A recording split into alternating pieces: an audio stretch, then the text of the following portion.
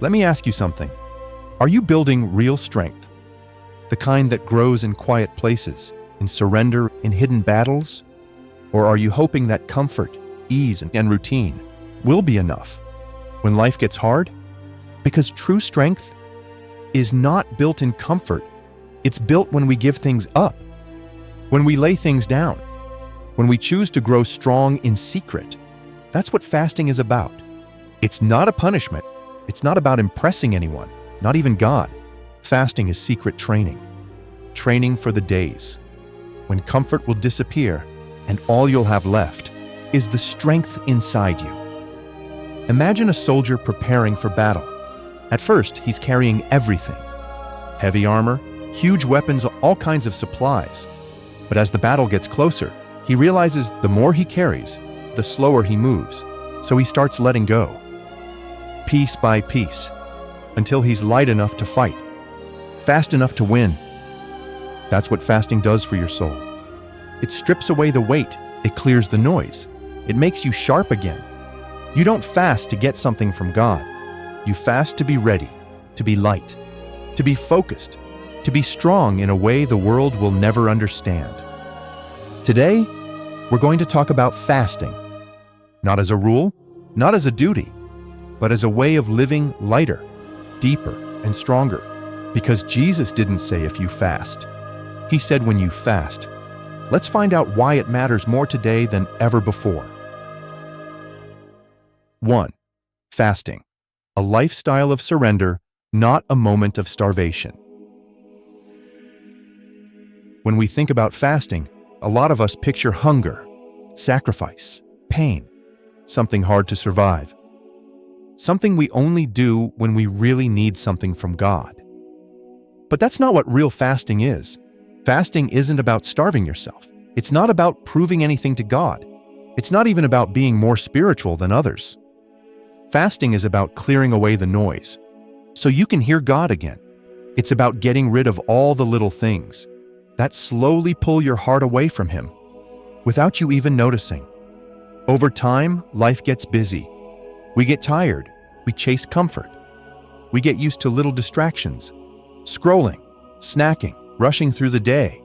And without meaning to, we stop listening. We stop feeling. Our spirit gets sleepy. Fasting wakes us up. It's not about punishment. It's about making space. It's about saying, God, I want you more than I want my comfort. It's about showing your own heart what matters most. Imagine it like this. Your life is like a room filled with furniture, good stuff, useful stuff. But after a while, it gets crowded. You can't move freely anymore. You can't even see the floor. Fasting is when you start clearing the room, piece by piece, until there's space again. Until you can breathe. Until you can move toward God freely. And you don't have to start big. Start small. Skip one meal. Not because you forgot to eat, but because you chose to give that time to God. Turn off your phone for 1 hour. Use that time to be quiet, to pray, to listen. Give up one comfort for one day.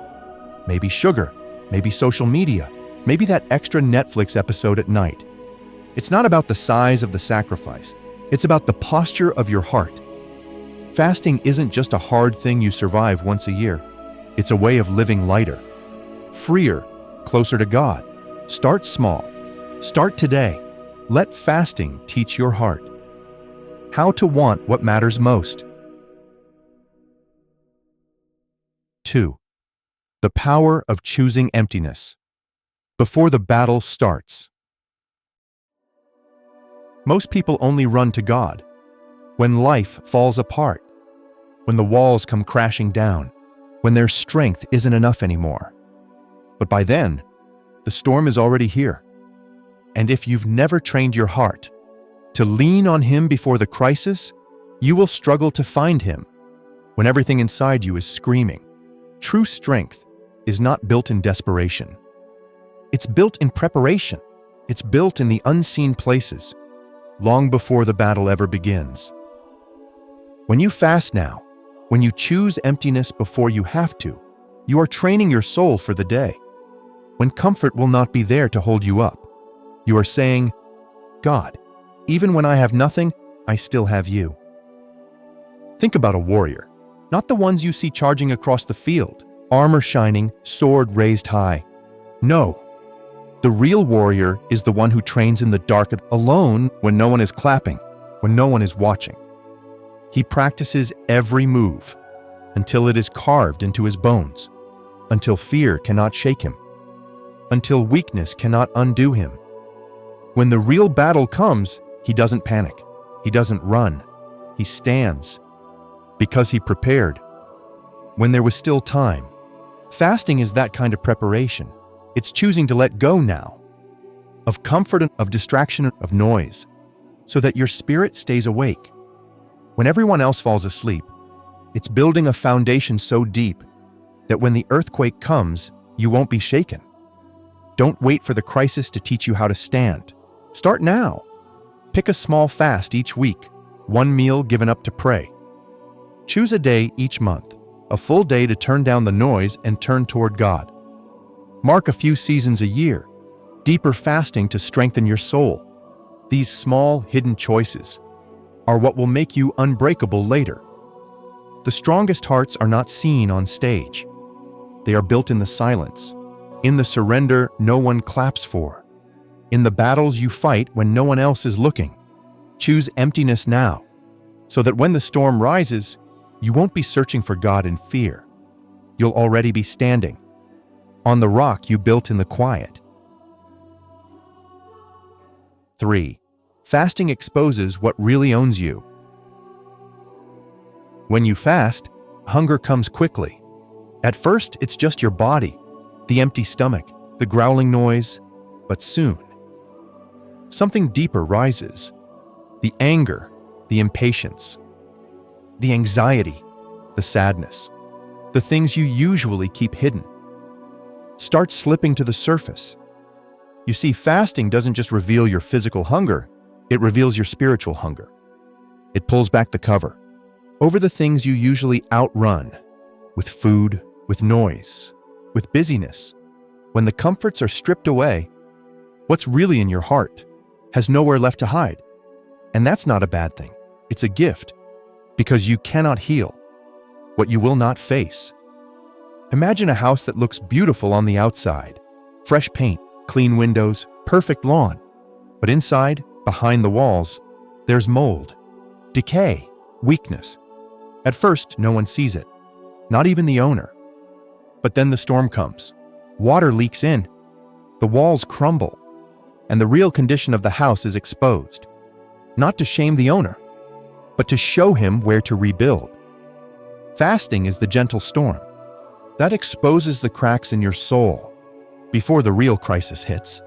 It shows you where you still cling to control, where fear still speaks louder than trust, where comfort still sits on the throne instead of God. And seeing it hurts, but it also sets you free. During your fast, pay attention to what rises inside you. When the hunger hits hardest, write it down. Are you angry, anxious, sad, restless? Don't judge it, just notice it, because every emotion that surfaces points to a place where God wants to work deeper. Each note you write down isn't proof of failure. It's a doorway to healing. It's an invitation. Will you let me be enough for you here? Fasting doesn't just make you hungry for food. It makes you hungry for God. It clears away the noise until the real you is standing there, face to face with the real Savior. And that moment, as raw and uncomfortable as it feels, is where real freedom begins. 4. Fasting sharpens spiritual hearing. We live in a world full of noise, notifications, deadlines, chatter, music, news, always something buzzing, blinking, screaming for our attention. We've gotten so used to it. Most of us don't even realize how loud life has become. But in fasting, the noise starts to fade. The cravings, the distractions, the busy rush, they all lose their grip. And when everything grows quieter, something beautiful happens. You can hear again You can hear the small, steady voice of God. That was never gone, just hidden beneath the noise. It's like standing next to a rushing river. At first, all you hear is the roar of the water, loud, overpowering. But if you step back, if you move far enough away, you start to hear other things. The whisper of the wind, the sound of birds in the trees, the soft crunch of leaves beneath your feet. They were always there. You just couldn't hear them until the noise faded. In fasting, you step back from the river of the world, and you start hearing the small sounds again. The whisper of God's encouragement, the gentle nudge of His conviction, the quiet reassurance of His love. These are the sounds that strengthen your soul. These are the words that guide your steps, but they don't shout. They whisper, and if your life is too loud, you'll miss them. During your fast, set aside 10 to 15 minutes to sit completely still. No music, no talking, no asking for anything, just you and God. Silence. Let the quiet stretch longer than is comfortable. Let the awkwardness pass, and listen. You may not hear a dramatic word. You may not feel anything special. But little by little, you'll start to recognize His voice again, the voice you were made to follow. The voice that speaks not to impress you, but to anchor you. The world teaches you to chase noise. Fasting teaches you to chase stillness, because in the stillness, you find the one your soul is truly hungry for.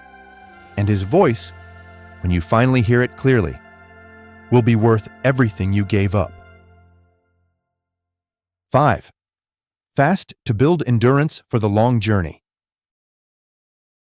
Anyone can start strong. Anyone can burn bright for a moment. But it's not the ones who start fast, who finish the race. It's the ones who endure, the ones who keep moving. Long after the excitement fades, long after the easy victories are gone, the real battles of life are not won by bursts of strength. They are won by endurance. And endurance is built in the quiet seasons, when no one is watching. The strongest warriors are not built on stages. They are not built in moments of fame. They are built in long seasons of unseen, unnoticed discipline. Seasons where they chose to keep showing up, to keep training, to keep preparing, even when nothing seemed urgent. Think about an oak tree. It doesn't grow strong by rushing. It doesn't chase the winds or the storms. It grows slowly, steadily pushing roots deep into the earth, year after year after year. And when the storms come, not if, but when, the oak stands strong because it built its strength. Long before the sky ever turned dark, fasting trains you to be like that oak tree. Every small fast, every day you choose hunger for God over comfort, pushes your roots deeper. It teaches you to live for something bigger than your next meal, your next feeling, your next reward. It teaches you to endure. Don't wait until you're desperate to fast. Build a rhythm now. Fast one day each week. Maybe skip 2 meals to pray and refocus. Fast 3 days each month, a deeper reset for your heart. Fast special seasons each year. Intentional times of deeper surrender. Make fasting a normal part of your life, not a last-minute reaction when everything falls apart. Train while the skies are clear, so you'll stand strong when the storms come. Endurance is not built when you're forced to be strong. It's built when you choose discipline before life demands it. The warriors who last, the believers who finish well, the souls who stand when others fall, are the ones who trained quietly, faithfully, when no one else saw a reason to. Be that soul. Fast, train, endure. The long journey is coming, and you were made to finish it well. Training in the shadows. Fasting isn't about trying to make yourself strong. It's about surrender. It's about learning to say, God, I need you more than I need comfort. And in that surrender, you find a strength the world will never understand. When you fast, you clear out the noise. You create space for clarity. You make room for peace. You learn how to stand quietly, even when life around you feels overwhelming. Because real strength is not built in comfort. It's built in small, quiet choices, in little, unseen decisions, in secret moments, where no one is watching, but heaven is. Endurance isn't forged when life is easy. It's forged in hidden places, in the private trainings no one else applauds. And when the storm comes, because it always does, it won't be the loud who stand strong. It will be the ones who trained in silence, who built a life that could endure, even in the dark. The world may never notice your fasting. It may never understand your quiet sacrifices. But heaven sees, heaven knows. And the strength you are building now, the discipline you are choosing quietly, is the very thing that will hold you steady when everything else begins to fall apart. If today stirred something inside you, if you feel a quiet call to go deeper, don't stop here. Come with us to the next step: how Jesus handled rejection in ministry. Because rejection will test the strength you're building now, and how you endure in those moments will shape the kind of soul you carry for the rest of your life. Quiet strength isn't weakness. It's your greatest weapon. And you, right now, you're already on your way there. I'll see you in the next step.